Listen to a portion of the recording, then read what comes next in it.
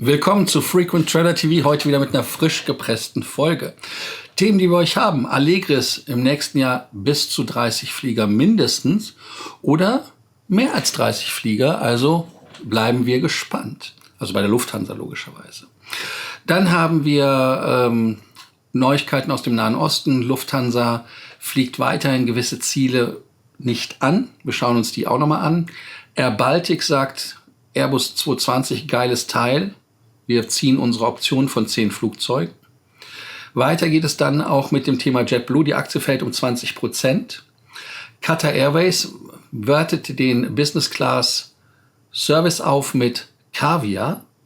Wir haben dann weiter ITA Airways. Die wollten für die Lufthansa betuppen. So sagt man es. Ich weiß es nicht, was ihre Intention ist. Sie hatten einen Werbedeal mit Juve, also Juventus Turin. Und American Airlines blacklistet eine Dame, die lesbisch ist, weil sie Sex im Flugzeug hatte mit einem Mann. Bizarre Geschichte, aber wir werden auch da gucken, was die Wahrheit ist. Ihr seid wie immer dran, den Kanal zu abonnieren, die Glocke anzumachen, ein Like dazulassen oder aber auch zu kommentieren, Kanalmitgliedschaft oder vielleicht auch nach Helsinki mitzukommen. Ich glaube, ein Platz ist noch frei für das Kontingent von dieser Seite hier. Was haben wir noch? Gar nichts. Wir können nämlich direkt starten. Und zwar ist das die Lufthansa Group, und die Lufthansa Group hat bekannt gegeben, dass sie einige Ziele weiterhin nicht anfliegt im Nahen Osten. Und da sind die Ziele altbekannt, da es ja immer noch Spannungen gibt. Das Datum, was man festgelegt hat, ist der 21. August. Da zählen natürlich Flüge Tel Aviv, Beirut, Teheran, Amman, Erbil. Die werden halt wirklich ausgesetzt. Der Grund dafür ist halt wirklich in der Region, dass man Angst hat vor einem Schlag der Iraner und dass das ein Problem darstellt. Die Aeroflot, glaube ich, oder sowas, die dürfen auch da nicht drüber fliegen. Die Russen haben das verboten. Also das heißt, da gibt es halt die Befürchtung, dass es da irgendwann jetzt bald losgeht. Und man hatte den Flugstopp bis zum 13. August. Das ist quasi morgen, ne? Haben wir heute den 12.? Nee, heute haben wir den 13. Also insofern hat man das um eine Woche verlängert. Und diese Spannung, mal gucken, wie lange das weiterläuft mit dem Gazastreifen, sind halt der Grund dafür. Und es gilt übrigens auch für Frachter, nicht nur für die Passagiere. Und logischerweise halt für die komplette Lufthansa Group wäre also dann in dem Fall natürlich die Lufthansa selber, die Swiss, die Austrian Airlines und natürlich die Eurowings. Schwieriges Thema. Da fallen einem da die Namen auf einmal nicht mehr ein, weil die Lufthansa so viele Fluggesellschaften in einem ist.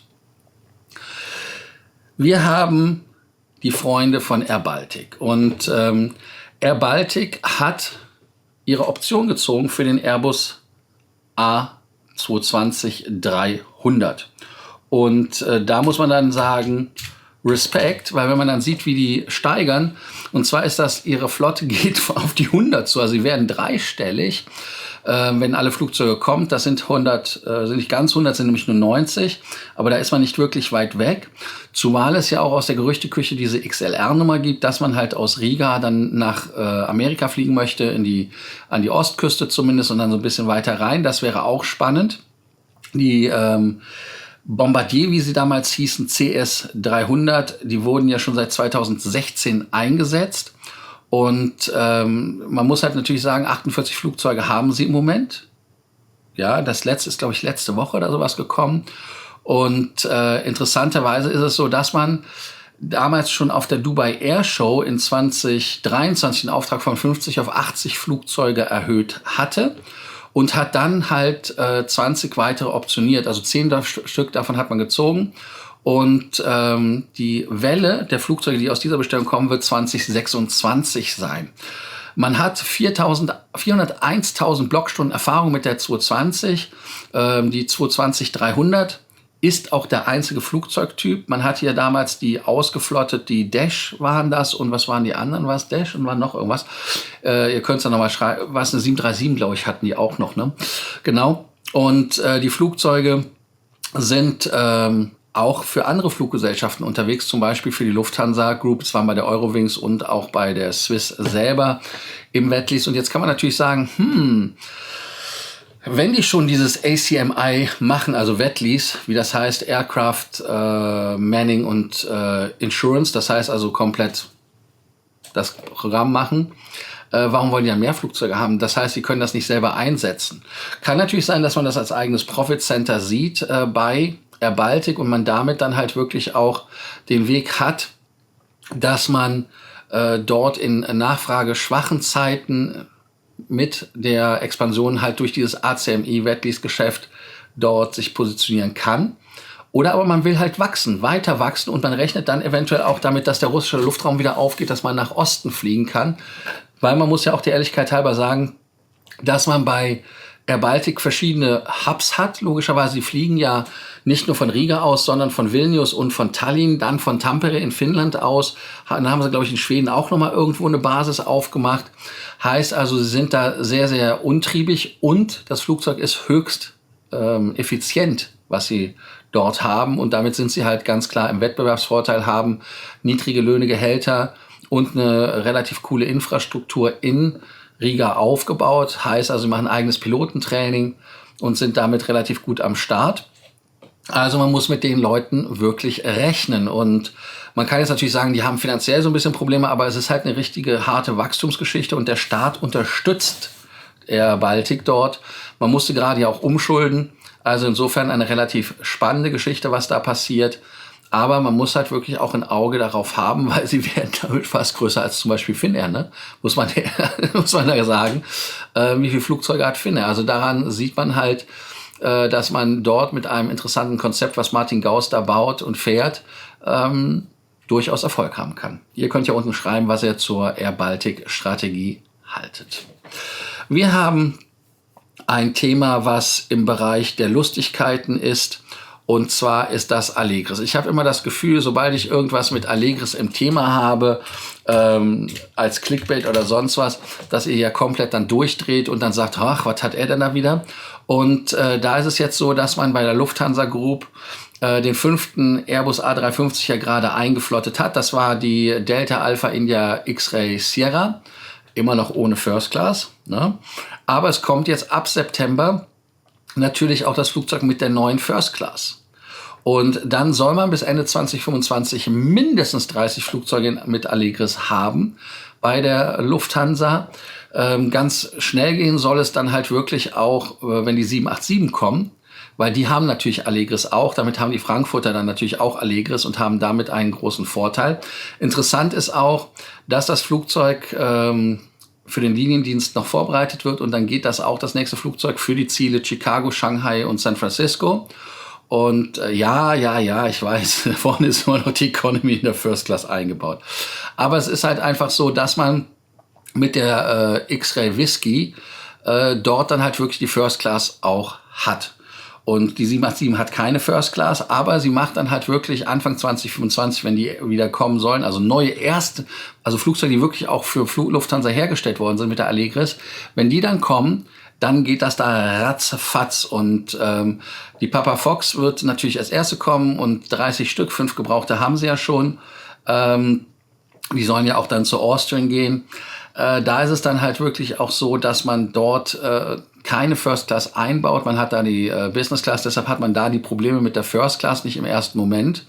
Und ab Januar sollen halt wirklich auch zwei Jets mit Allegris. Ja, ich weiß, das klingt so, Herr Doktor, ich habe einen Jet mit Allegris, was soll ich tun? Schwieriger Fall von Krankheit. Ist es auf jeden Fall so, dass man da halt wirklich mindestens 30 Flugzeuge haben sollte in der Flotte, die dieses Produkt haben. Wird dann natürlich, wenn es 350er ist, München, wenn es ein 787 ist, geht es nach Francoforte. Und man kann jetzt natürlich sagen, ja, die erzählen wieder, weil es sollten ja mittlerweile irgendwie schon 15 Dreamliner in der Flotte sein. Es sollten 350-900 in 2023 sollten ja schon da sein. Alles geschenkt, aber es ist halt wirklich so, dass es dort Probleme bei Airbus gibt in der Teilebeschaffung. Es gibt dann bei den Sitzherstellern Probleme, also die Probleme gehen von der einen zur anderen Seite. Da muss man dann ehrlich sein und sagen, ja, da ist der eine ein Problem, der andere auch. Wichtig ist halt wirklich, dass leider nicht mit dem 380er angefangen wird, den Umbau zu machen, finde ich persönlich schade, aber so ist es nun mal. Und die 747-8, die werden auch umgebaut, aber die kriegen halt auch neue und alte Business Class. Das heißt also, die alte Business Class wird im Upper Deck bleiben. Da hat man so ein 737-Feeling oben und das hat man dann wirklich nicht. Ich bin mal gespannt, was da passiert. Und ja, die 787, die haben halt keine First Class, die wird auch nicht kommen. Es wird halt wirklich als 3-Klassen-Konfiguration geben. Und 3-Klassen-Konfiguration heißt ja heutzutage im Lufthansa-Konzern zumindest Business, Premium, Economy. Da ist kein Platz für die First Class. Und die 787 hat diese auch gar nicht vorgesehen. Ich war jetzt letztens wieder in so einem Lufthansa Hainan 787. Wäre halt auch eine Challenge, die, glaube ich, einzubauen. Das Ganze, so erspart man sich auch da die Zertifizierung für diesen Flugzeugtyp. Braucht man also die First Class da nicht einzubauen, braucht man nur in 350 oder dann, wenn die 777X kommen, dann werden diese das auch haben. Ihr könnt jetzt die Frage des Tages beantworten, die erste zu dem Thema. Und ja, ich bin mal gespannt auf eure Antworten. Ist die Einführung der Allegris-Kabine zu langsam? Möchtet ihr, dass es schneller geht? Ist da etwas, wo ihr sagt, peitscht die Pferde, macht das schneller rein? Also antwortet oder sagt ihr, es ist einfach wie es ist. Es kommt, wird kommt. Oder wie man so schön sagt in Girl, it could, wird could. Wir haben jetzt ein bisschen ein Thema, was ich persönlich sehr befremdlich finde. Und ich muss ehrlicherweise sagen, Passagiere an Bord, wenn die sich nicht benehmen, bin ich der Letzte, der da sagt, die sollen weiter fliegen. Bin ich ganz bei euch, bin ich ganz à jour und sage, Strafe muss sein. Aber hier haben wir einen kuriosen Fall, da geht es um Sex im Flugzeug. Leider wurde nicht irgendwie klassifiziert, inwieweit das sexuell passiert ist, irgendwie, wo andere das gesehen haben, weil für mich ist da persönlich auch ein Unterschied, ob da Leute rumgemacht haben in der Flugzeugtoilette, während alle geschlafen haben und keiner hat es basically mitbekommen, oder ob da wirklich in der Economy Class, so wie bei Ryanair oder sowas, das mal passiert ist, hands-on gegangen wird. Das finde ich dann wieder eklig, also das möchte ich dann nicht so, ehrlicherweise. Ich sag mal so, wenn die das in der Toilette machen, hey Gott, who cares? Aber da könnt ihr auch eure Meinung zu sagen, ob der Mile High Club im Flugzeug anzustreben ist. Denn wenn man ehrlich ist, muss man ja sagen, ich persönlich finde das teilweise eklig auf der Toilette im Flugzeug, wie grundsätzlich auf öffentlichen Toiletten. Aber das muss jeder selber wissen. Der Fall, der passiert ist, ist folgender. Eine 24 Jahre alte Frau ist auf American Airlines Blacklist oder No-Fly-List gesetzt worden, weil sie angeblich Sex hatte mit einem Mann, während sie alkoholisiert war, intoxicated. Offiziell heißt es Sexual Relations with a Man on a Flight while intoxicated. So heißt das auf Englisch. Und da ist das Problem relativ offensichtlich, oder?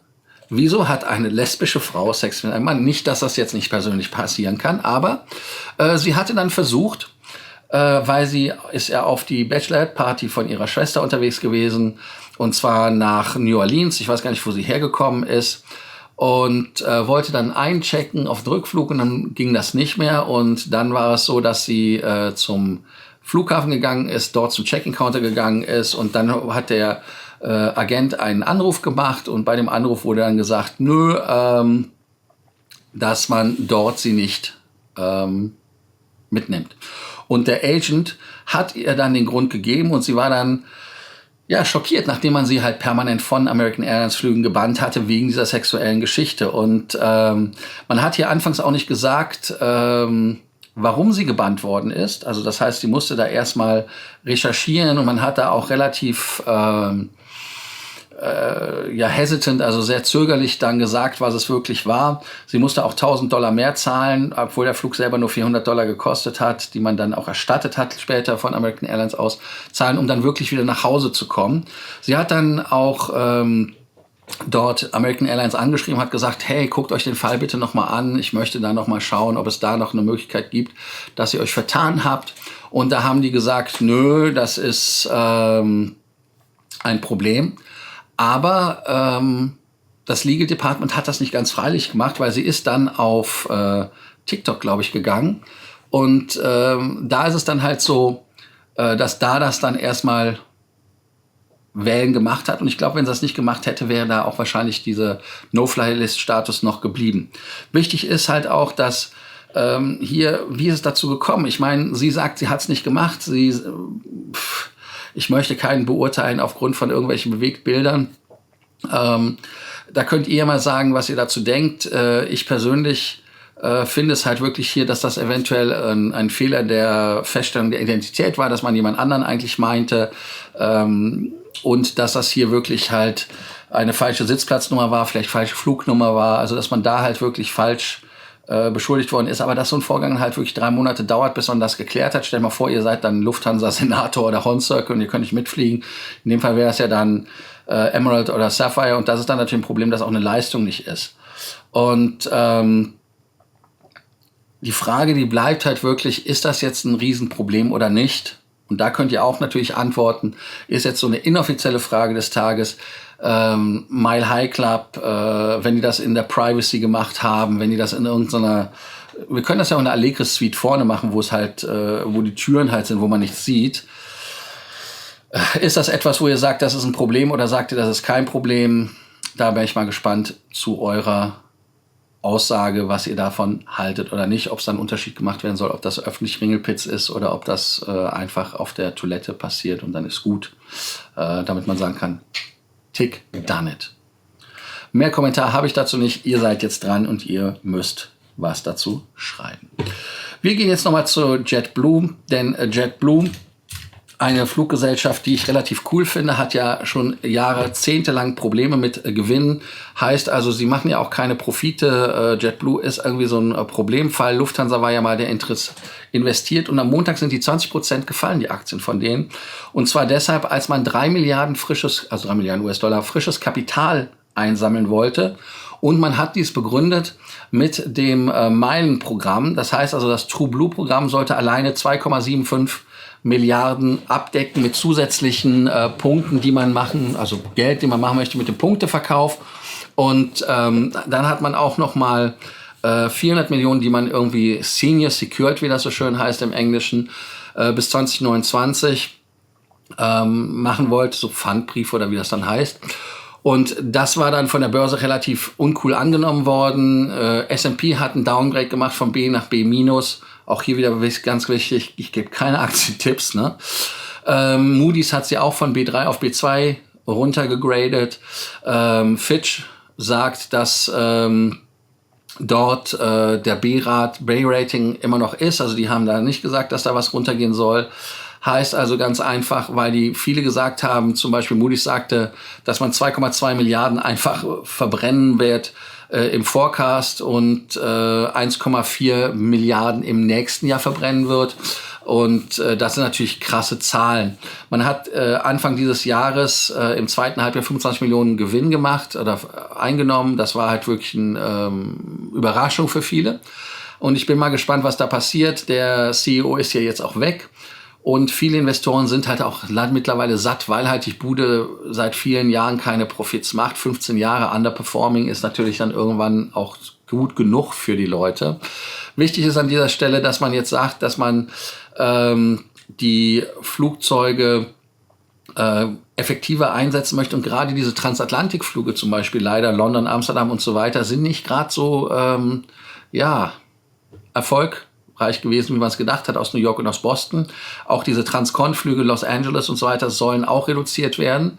Und der neue Fokus und die neue Ausrichtung von JetBlue soll halt sein, für Freizeitflüge, also Leisure-Flüge, aber auch Friends and Relatives Traffic. Heißt also, dass man von New York und Boston nach Florida fliegen möchte, also einmal an der Ostküste nach oben und nach unten. Und dann möchte man Puerto Rico und die Karibik fliegen, aber man geht nicht weiter hinter den Businessfliegern her. Also das heißt, es soll eine Freizeitfluggesellschaft sein. Damit wird man halt wirklich auch gucken, was da passiert mit den JetBlue-Jungs. Ich denke mal, was leider schade ist, aber ein Zeichen dafür, dass die Atlantikstrecken auch nicht wirklich funktionieren, sind ja, dass man halt jetzt wirklich viele Flüge hat, die über den Atlantik gehen für 60.000 TrueBlue-Punkte. Das ist ein Geschenk in der Business Class. Das ist relativ cool. Also ich bin mal gespannt, was da passiert. Für euch vielleicht, wenn ihr mit JetBlue fliegen wollt, ein Weg ist es zum Beispiel mit American Express Punkte zu Qatar zu transferieren und damit den Avios die europäischen Strecken zu buchen bei Jet Airways über Qatarweg. Damit könnt ihr dann auch JetBlue mal ausprobieren, wenn ihr wollt, solange es die noch gibt, zumindest die Transatlantikstrecken.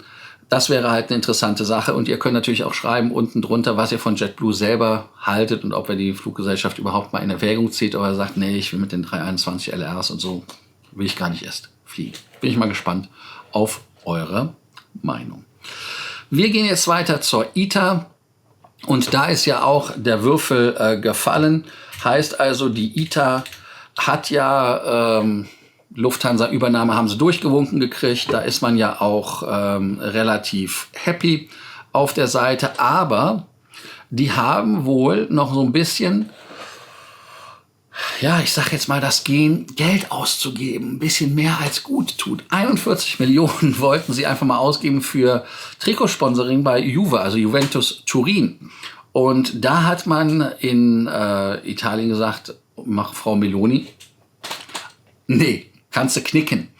Und da ist es natürlich so, dass jetzt der Hauptsponsor Jeep, der sich da nach 12 Jahren zurückzieht bei dem Team, denen geht es auch nicht ganz so gut. Dieser, wie heißen die nochmal nicht? Stellantis oder sowas, glaube ich, heißt diese Geschichte, die jetzt Jeep und Chrysler und sowas machen. Die haben ja selber in den USA Probleme, die Autos überhaupt zu verkaufen. Und da hat ITA gedacht, hey, geiler Scheiß, 41 Millionen, da kommen wir auf das T-Shirt. Und das ist ja auch prestigeträchtig, wenn man ehrlich ist. Juventus Turin ist ja eine Mannschaft, die über Italien weit hinaus bekannt ist. Und die Serie A. Und deshalb ist es so, dass man halt Ende Juli einen Sponsoringvertrag mit Juventus unterschrieben haben soll. 41 Millionen sollen die Knete sein. 3 Jahre Laufzeit. Und spannend ist halt, wer von dem Geschäft wann und wo wusste. Ne? Also ob da jetzt wieder so diese typische italienische Geschichte, ne? So ein bisschen hier rumgemacht worden ist. Und der italienische Finanzminister Giancarlo Giorgetti hatte denen wohl auch die Zustimmung gesendet. Er hat gesagt, ja klar, 41 Millionen kannst du machen für 3 Jahre. Könnt ihr einfach mal ausrechnen. Ne? Wenn wir das dann durch 3 teilen, dann wisst ihr ja, was das Jahr kostet. Da sind wir ja bummelig bei knapp 13, irgendwas Millionen pro Jahr. Ist geschenkt, oder? Nein, also finde ich schon für eine Fluggesellschaft, die immer im Abgrund steht, finde ich das schon problematisch. Und Italien ist halt immer noch der 100% Anteilseigner an der ITA-Bude. Und deshalb hat die Lufthansa da keine Aktie drin im wahrsten Sinne des Wortes und hat auch keine Möglichkeit da, ihre Meinung zu sagen. Und ihr könnt jetzt mal sagen, sollte die Lufthansa das übernehmen, hätten die vielleicht ja gesagt, hätten gesagt, ja, mach mal Juve und dann vielleicht ITA Lufthansa Group oder sowas draufschreiben. Aber es ist halt wirklich von Lufthansa jetzt auch zu einer Aussage gekommen und die sagen, es durfte keine solche Abstimmung geben, bis zum Vollzug des sogenannten Closings bei der ITA Airways ein direkter Wettbewerber ist.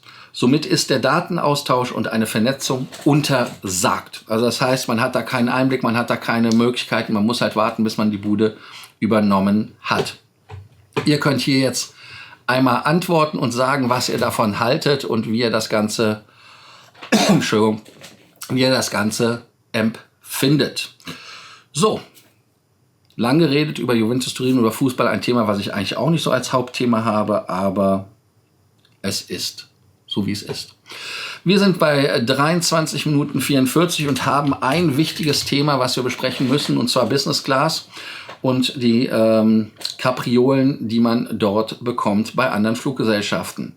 Und die Freunde von Qatar Airways haben ja über Insta oder Facebook haben sie ja da Sachen gepimpt und getriggert und wie heißt das so schön, eine Vorschau gegeben und haben uns geteased, so war das Wort. Und da kam es dann mit solchen Bildern, wie zum Beispiel Stay tuned for something that will enhance your onboard dining experience. Oder das andere ist What is missing, so ungefähr. Can you guess what will make your Q-Suite experience better? Und da ist es jetzt die Katze aus dem Sack. Und zwar hat man jetzt bei Qatar Airways gesagt, man bringt Kaviar. Ja, was viele nicht wissen, es gab einen Zeitpunkt, da war die Lufthansa der größte Verbraucher von Kaviar. Gott sei Dank nicht mehr so, wobei es mir egal ist, ich esse die Fischeier eh nicht. Und jetzt bei Qatar geht es weiter und die sagen, dass man natürlich, als man gestern auf Social Media diese Online-Stories gemacht hat, dass man die Q-Suite pimpt, ist jetzt eine Clarification, also eine Klarstellung gekommen. Und die sagt jetzt ganz klipp und klar, was Phase ist. Es ist Gott sei Dank, für den einen oder anderen Gott sei Dank, nicht nur für Flugzeuge mit der Q-Suite, sondern für alle Business-Class-Flüge auf bestimmten Flügen Kaviar ein Bestandteil der Business-Class. Jupp. Und diese 13 Routen wird der Service eingestellt. Und zwar, ruhig, Freunde der gepflegten Gastlichkeit, das sind kaum Mittelstreckenziele, das heißt also keine Strecken von Katar nach Europa, also da gibt es kein Kaviar, ihr müsst schon fliegen. Washington, Sydney, Singapur, Sao Paulo, Paris, New York, Melbourne, Los Angeles, London, Houston, Hongkong, Dallas, aber auch Boston. Das sind 13 Strecken. 1, 2, 3, 4, 5, 6, 7, 8, 9, 10, 11, 12, 13 Stück. Und da geht es schon los. Ab dem 15., also ab übermorgen, gibt es dort Kaviar in der Business Class. Und ich bin mal gespannt, was da gesagt wird. Der Kommentar von Qatar Airways ist: Als weltweit einziger 11-maliger Gewinner des Skytex-Preises World Best Business Class ist Qatar Airways stolz darauf, das beste Premium Business Class Reiseerlebnis zu bieten. Die Einführung der Kaviar-Service, der normalerweise nur in First-Class-Kabinen verfügbar ist, steigert das preisgekrönte Business Class-Erlebnis von Qatar noch weiter. Wir sind bestrebt, unsere Board-Services kontinuierlich zu verbessern, um die Standards der Branche zu erhöhen und unsere Passagiere zu begeistern. Und jetzt seid ihr dran. Seid ihr begeistert? Seid ihr happy? Seid ihr glücklich? Wolltet ihr Kaviar? Werden natürlich da jetzt nicht komplett in den Genuss kommen, aber wenn ihr zum Beispiel solche Sachen wie Sydney, Melbourne oder sowas habt und als Weiterflug von Doha, dann kriegt das zumindest. Und man muss natürlich jetzt sagen, gut, dass es nicht nur in der Q-Suite so ist, weil nämlich die Q-Suite sehr oft auch ausgetauscht wird. Wir haben das öfters, dass Kunden sich freuen, hey, ich fliege Q-Suite und dann so 2 Tage vor Abflug. Ja, keine Q-Suite. Also es ist jetzt klassenunabhängig, also das heißt Q-Suite klassenunabhängig, ob man Kaviar bekommt. Und wichtig ist an dieser Stelle auch zu sagen, wie excited seid ihr? Wie wichtig ist euch Kaviar in der Business Class oder in der First Class? Ist euch Kaviar wichtig? Was ist euch da wichtiger? Eventuell was anderes? Und ich bin mal gespannt, was ihr dazu sagen werdet. Wie man an den Bildern unschwer erkannt hat, Kaviar wird es sein. Kaviar ist es und spannend ist es allemal. Ich bin da wirklich richtig gespannt. Ich habe ein Thema noch, was wir auch noch mal kurz behandeln müssen, bevor wir die Sendung wirklich abblasen. Und zwar ist das Thema Edelweiß. Da ist jetzt auch die Lackierung bekannt gegeben worden von dem Flieger. Und da müssen wir dann auch noch mal uns das Ganze angucken. Hier gibt es auch einige Bilder vom Interior. Wie ihr am Interior auch seht, hat man nicht nur außen so ein bisschen das Logo und so weiter geändert, sondern hat man leider die LATAM-Kabinen nur geedelweißt. Man sieht das hier in der Business Premium Economy Class, was man da gemacht hat, an den Farben gepimpt. Man sieht auch zum Beispiel das Lufthansa Group Logo auf dem ersten Bild, sehr schön. Da könnt ihr auch noch mal sagen, was ihr von der Livery haltet. Das ist noch eine inoffizielle Frage des Tages. Ich hatte das Thema irgendwie komplett verpennt, aber ich habe es Gott sei Dank mir noch mal vor Augen geführt. Es fehlt was und deshalb kommt das Thema trotzdem. Und ich freue mich, dass ihr heute wieder bei Frequent Traveler TV dabei wart. Aber wir müssen, bevor wir die Sendung beenden, müssen wir Frage des Tages nochmal wiederholen. Ne? Und zwar die Frage des Tages ist die Einführung der Allegris-Kabine für euch zu langsam oder sagt ihr, ja, nee, das passt schon? Oder wie ist das mit dem Kaviar in der Business Class? Ist das etwas, was ihr unbedingt wollt? Und jetzt können wir die Sendung beenden.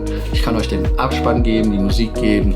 Danke, dass ihr heute dabei wart bei Frequent Traveler TV. Wir sehen uns morgen. Wir sind ja fast bei 30 Minuten in der Sendung. Ich muss jetzt aufhören, weil sonst wird es wieder unerträglich lang. Also, danke, dass ihr heute dabei wart. Bis morgen in alter Frische. Und tschüss. Also, bis dann. Ciao.